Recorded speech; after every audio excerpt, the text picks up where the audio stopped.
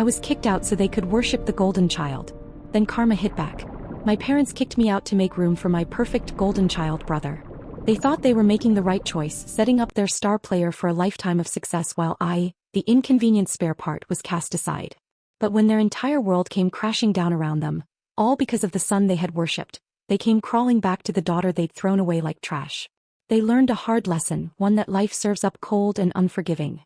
A golden child's shine is usually just a reflection of their parents' denial, and eventually the bill for that denial always comes due.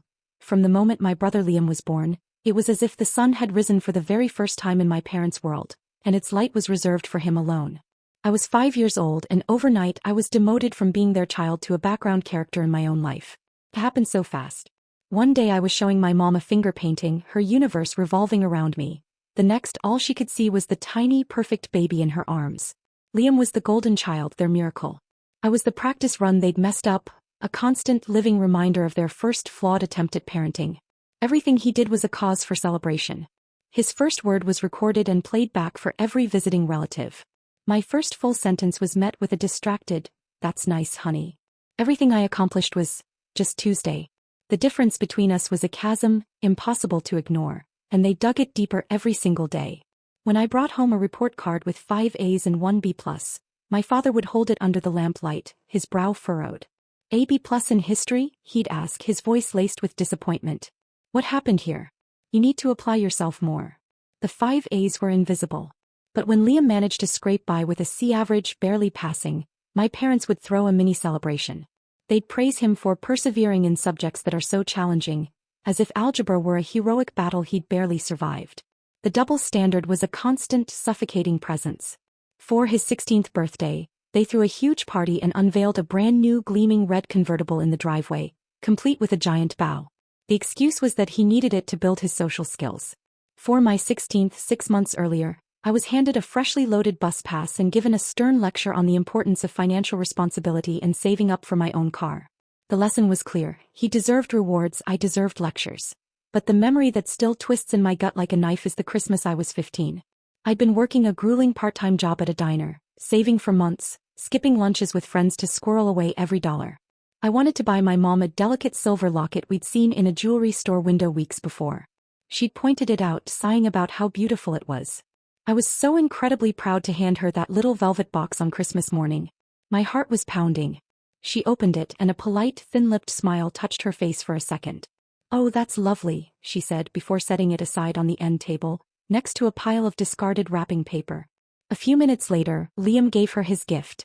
It was a cheap, oversized ceramic mug from the dollar store with a goofy cartoon dog on it that said, "World's Best Mom."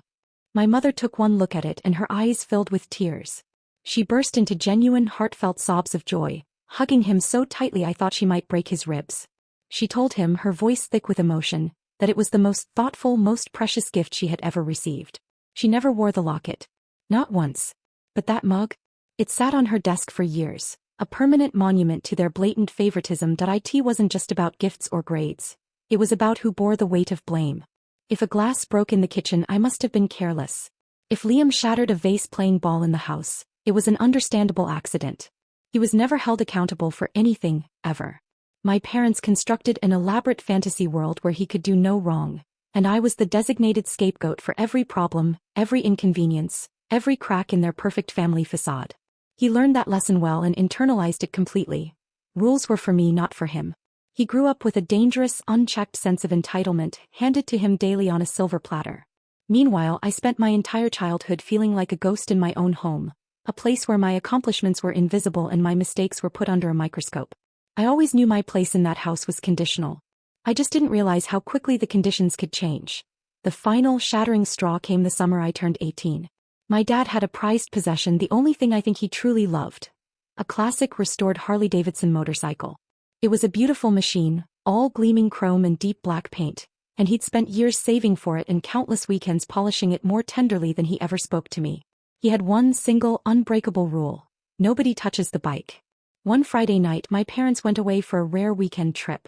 Liam, who was 17, saw this as the perfect opportunity to throw a massive house-destroying party. I told him it was a horrible idea, that they'd find out. He just laughed in my face. "Loosen up for once," he sneered, already texting his friends. "They'll never know." I wanted no part of it. The house filled with strangers and the music vibrated through the floorboards. I locked myself in my room trying to read, wanting nothing to do with the chaos building downstairs. Hours later, around midnight, I heard it, not just a crash but a sickening, grinding crunch of metal from the garage. I bolted upright, my blood running cold. I ran down the stairs and flung open the garage door. And there was. My dad's motorcycle was on its side, a pool of fluid spreading beneath it. There was a huge, ugly dent in the fuel tank, and the handlebars were twisted at an impossible angle. Liam was just standing there, his eyes wide with a unique blend of panic and arrogance as his friends scrambled out the back door into the night. He immediately started begging me, pleading with me not to say anything, swearing he'd find a way to get it fixed. We both knew it was an empty promise. He didn't have the money or the character to fix something like this. The lie was his only option. My parents, unfortunately, came home early the next morning. My dad went straight to the garage to admire his bike as he always did. His roar of pure fury shook the entire house. It was a sound I'd never heard before and I hoped to never hear again. He stormed into the living room, his face purple with rage. Without a single moment of hesitation, Liam pointed a trembling finger right at me. "She took it out," he said, his voice cracking with perfectly feigned fear. "Her friends were here and she was showing off. I tried to stop her." I was completely speechless. The audacity of the lie was breathtaking. My parents, without asking a single question, without looking for any proof, without a moment's pause, turned on me as one.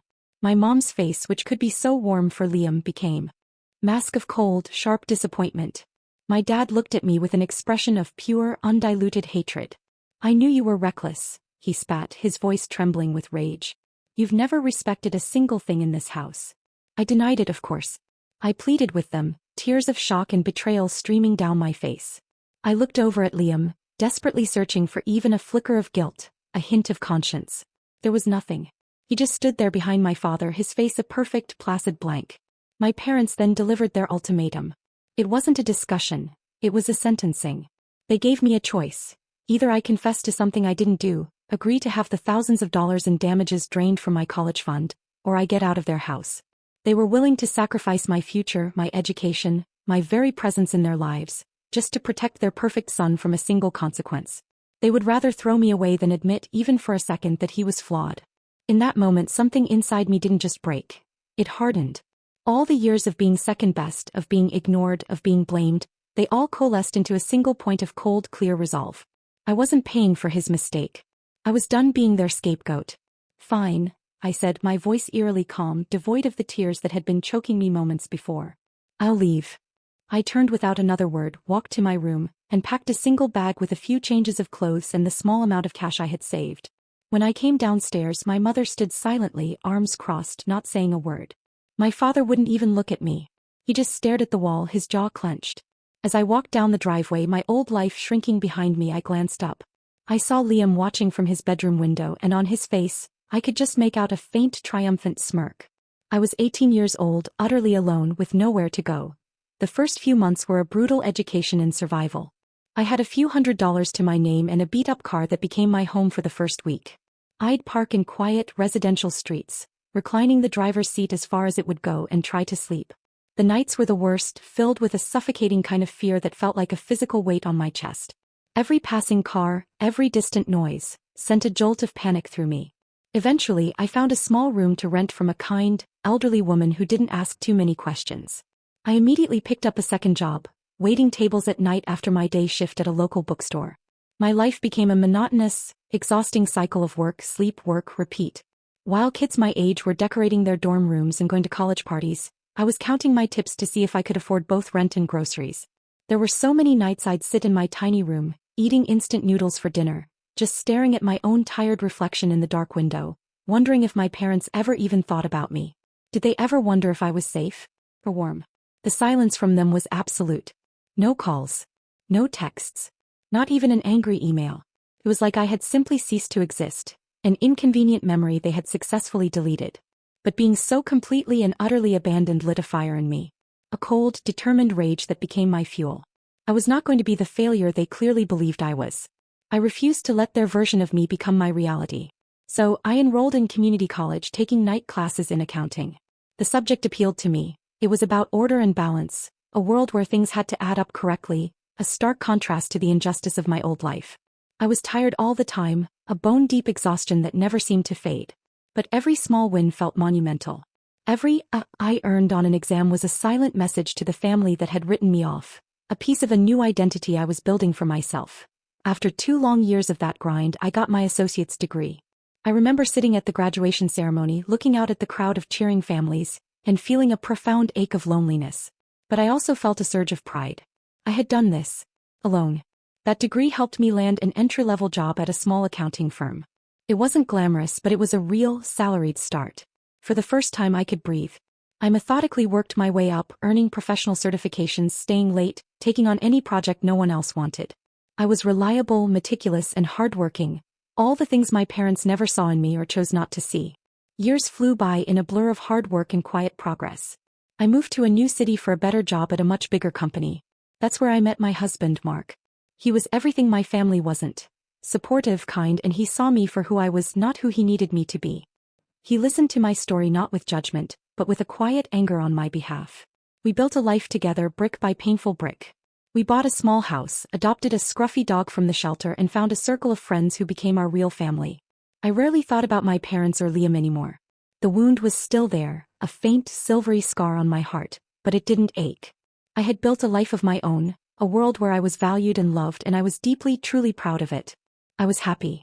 The call came on a Tuesday afternoon, almost exactly a decade after I'd walked down that driveway. I was at my desk reviewing financial statements for a client. I didn't recognize the number, but something made me answer it. The voice on the other end was hesitant, thin, and weak. It was my mother. I was so stunned I couldn't speak. For a few seconds, there was just the sound of our breathing on the line. She sounded nothing like the cold, resolute woman who had watched me leave without a word. This woman was broken. She was crying deep, ragged sobs that punctuated her sentences. Through those sobs, the whole sordid story came tumbling out. A story of spectacular failure, of breathtaking incompetence, and of the kind of karma that poets write about. Liam, their precious golden child, the one for whom they had sacrificed everything, had been given everything. They paid a fortune for his fancy business degree from a private university, which he barely completed. They gave him the down payment for a house in a trendy neighborhood.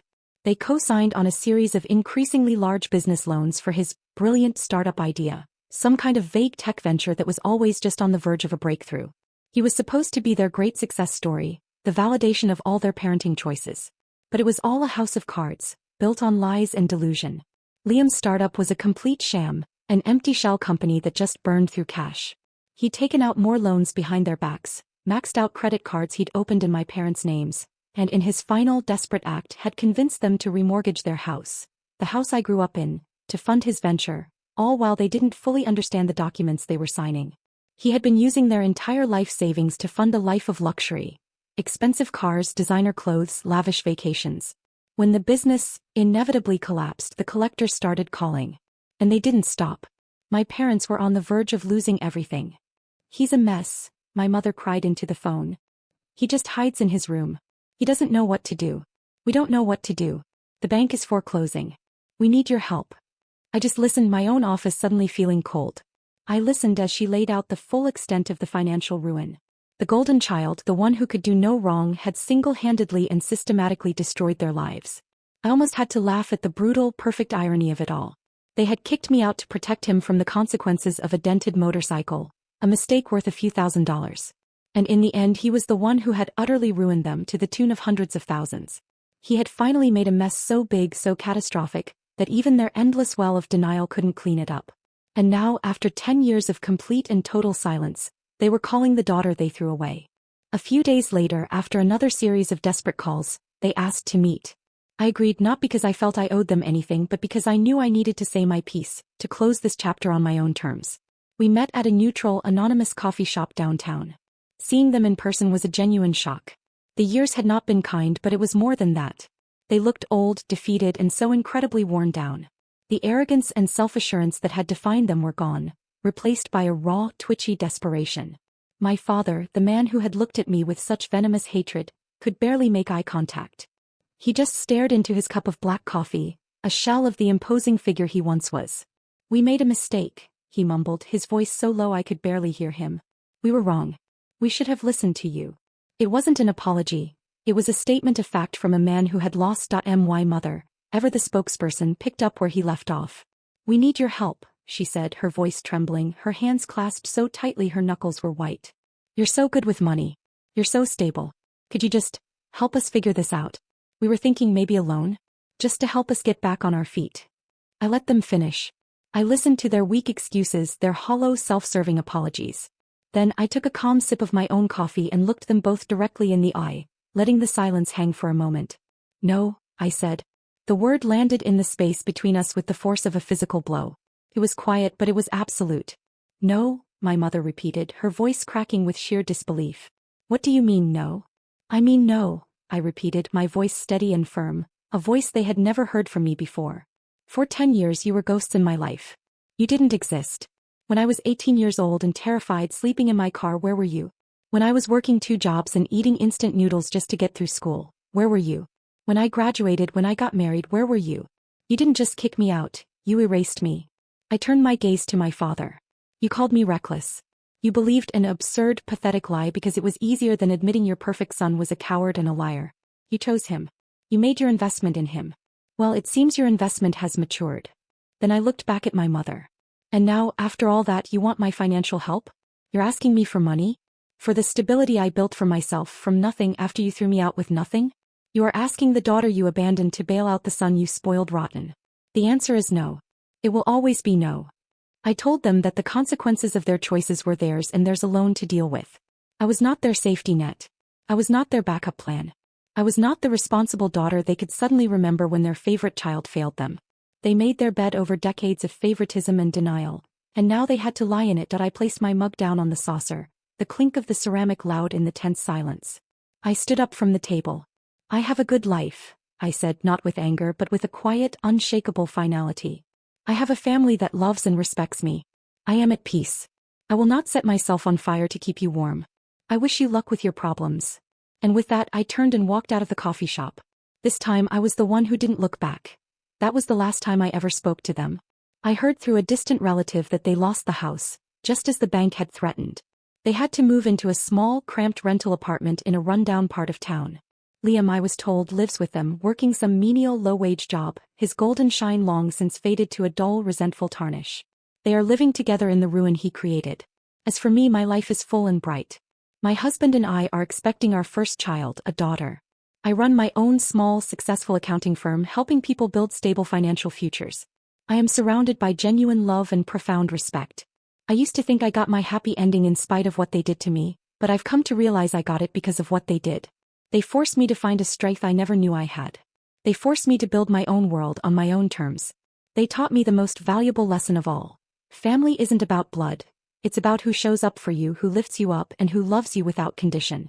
And sometimes, the most loving thing you can do for yourself is to cut ties with those who refuse to love you so you can finally, truly start living. And that's how I learned that the best family is often the one you build yourself. What would you have done in my shoes? I'd love to read your thoughts in the comments below, and don't forget to subscribe, like, and share this story. Also tell us what time is it where you are and watching from.